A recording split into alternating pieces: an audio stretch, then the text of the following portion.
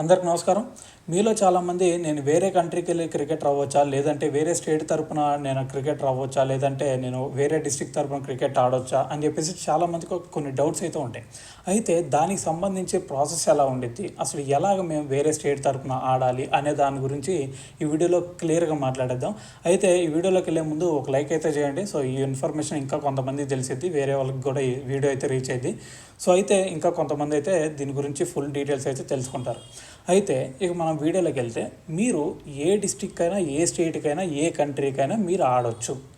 కానీ ఇక్కడ ఒక కండిషన్ ఉంది. అదేంటి అంటే, మీరు వేరే కంట్రీ లేదంటే డిస్ట్రిక్ట్ ఎక్కడైనా మీరు ఆడాలి అంటే మీరు ఆ ప్లేస్లో స్టే చేసి ఉండాలి.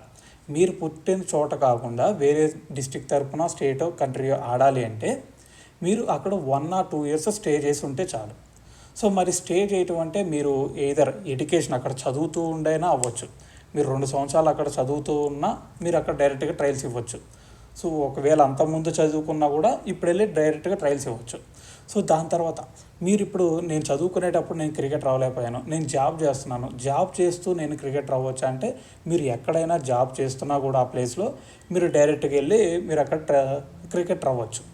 సో దాని తర్వాత నేను అక్కడ జాబ్ చేయట్లేదు, చదవట్లేదు, నేను ఖాళీగానే ఉన్నాను ఆడికెళ్ళి, అయినా సరే నేను క్రికెట్ రావచ్చు ఆ స్టేట్ తరపున అంటే 1 or 2 years నువ్వు ఖాళీగా ఉన్నా కూడా నువ్వు డైరెక్ట్గా ట్రయల్స్కి అటెండ్ అవ్వచ్చు, నువ్వు క్రికెట్ రావచ్చు ఆ స్టేట్ తరపున. మరి నేను ఇలాగ చేస్తాను మరి. సో అయితే మరి దాని తర్వాత అసలు ప్రాసెస్ ఏంటి, మరి ఏమేమి డాక్యుమెంట్స్ నాకు కావాలి అక్కడ క్రికెటర్ అవ్వాలి అంటే, సో వాటికి వచ్చేసి నువ్వు చదువుకుంటూ ఉన్నావు అనుకో, వేరే స్టేటో, వేరే డిస్ట్రిక్ట్, వేరే కంట్రీయో, నువ్వు ఒక 2 years నుంచి చదువుతూ ఉంటావు కదా. సో దానికి సంబంధించి సర్టిఫికేట్స్ ఉంటాయి, అంటే బోనఫైడ్ సర్టిఫికేట్ వాళ్ళు ఇస్తారు.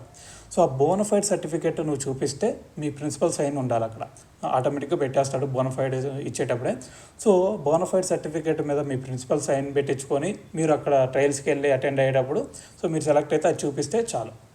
సో దాని తర్వాత మీరు వేరే కంట్రీకి వెళ్ళినా సేమ్, దాని తర్వాత ఎక్కడైనా సేమ్. మరి నేను జాబ్ చేస్తున్నాను, మరి జాబ్ చేసేటప్పుడు నాకు ప్రిన్సిపల్ ఎవడు ఉండడు కదా, మరి అప్పుడు ఎలాగా అంటే మీరు చేస్తున్న కంపెనీ ఉంటుంది.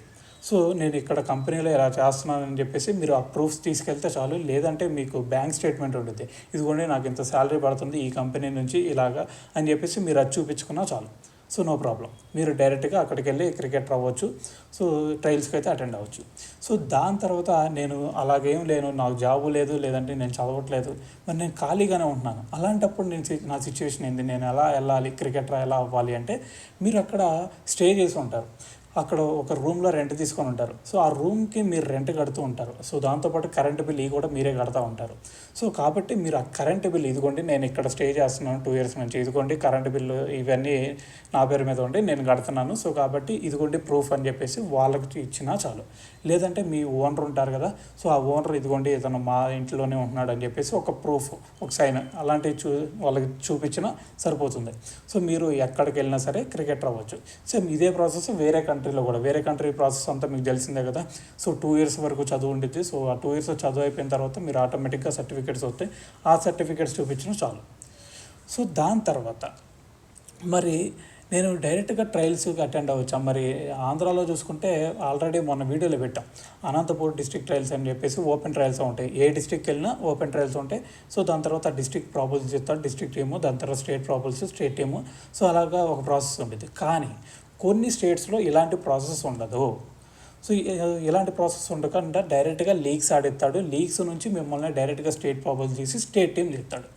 సో ఆ లీగ్స్ కూడా మీకు 13 మ్యాచ్లు ఉంటాయి, దాంట్లో కూడా మీకు 8 or 9 మ్యాచెస్ ఛాన్స్ ఇస్తాడు. దాంట్లో మీ పర్ఫార్మెన్స్ బేస్ బట్టి మిమ్మల్ని స్టేట్ ప్రాబుల్స్ సెలెక్ట్ చేసి స్టేట్ టీం తెస్తాడు.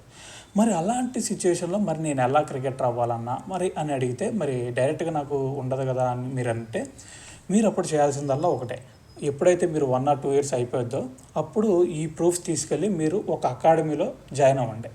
సో ఏదో ఒక అకాడమీలో మీకు దగ్గరలో సరౌండింగ్స్లో ఏ అకాడమీ ఉంటే అది అఫిలియేటెడ్, అంటే ఆ క్రికెట్ అసోసియేషన్ కింద అఫిలియేట్ అయిందా లేదా అనేది ఒకసారి చెక్ చేసుకొని, సో అకాడమీలో మీరు డైలీ కోచింగ్కి వెళ్ళండి. సో ఈ ప్రూఫ్ చూపించండి వాళ్ళకి. సో వాళ్ళు మీ దగ్గర కొంచెం టాలెంట్ ఉంటే ఖచ్చితంగా వాళ్ళ అకాడమీ నుంచి మీరు లీగ్స్ ఆడటానికి వాళ్ళు ఛాన్స్ ఇస్తారు. సో ఆ లీగ్స్ ఆడిన తర్వాత మీ పర్ఫార్మెన్స్ని బట్టి వాళ్ళు స్టేట్ ప్రాబుల్స్కి, దాని తర్వాత స్టేట్ టీమ్కి అలా మిమ్మల్ని సెలెక్ట్ చేస్తారు. ఇది ప్రాసెస్, అర్థమైంది కదా. సో మీరు ఏ స్టేట్ తరపునైనా ఆడొచ్చు, ఎక్కడైనా ఆడొచ్చు, కానీ ఇది గుర్తుపెట్టుకోండి. సో అక్కడ ఓపెన్ ట్రయల్స్ ఉండయా లేదంటే లీగ్ మ్యాచెస్ ఉండయా అనేది ఒకసారి గుర్తుపెట్టుకోండి. సో ఇవి తెలిస్తే ఆటోమేటిక్గా మీరు ముందే వెళ్ళిపోవచ్చు. సో అక్కడ మీరు స్టే చేస్తూ కూడా మీరు 2 years స్టే చేసినా కూడా మీరు అక్కడ అకాడమీలో జాయిన్ అయిపోయి అకాడమీ తరపు నుంచి లీగ్స్ ఆడేసి అక్కడ నుంచి మీరు క్రికెటర్గా ఎదిగే ఛాన్సెస్ చాలా వరకు ఉంటాయి. సో ఇదండి ప్రాసెస్. సో అయితే మళ్ళీ చెప్తున్నాను, ఈ వీడియో అయితే ఒక లైక్ చేయండి, ఇంకా కొంతమందికి అయితే ఈ ఇన్ఫర్మేషన్ అందిద్ది. సో ఇది ప్రాసెస్. సో దీనికి సంబంధించి ఇంకా ఏమన్నా మీకు డౌట్స్ ఉంటే కామెంట్లో అయితే అడగండి. సో వాటికైతే ఆన్సర్ ఇద్దాం.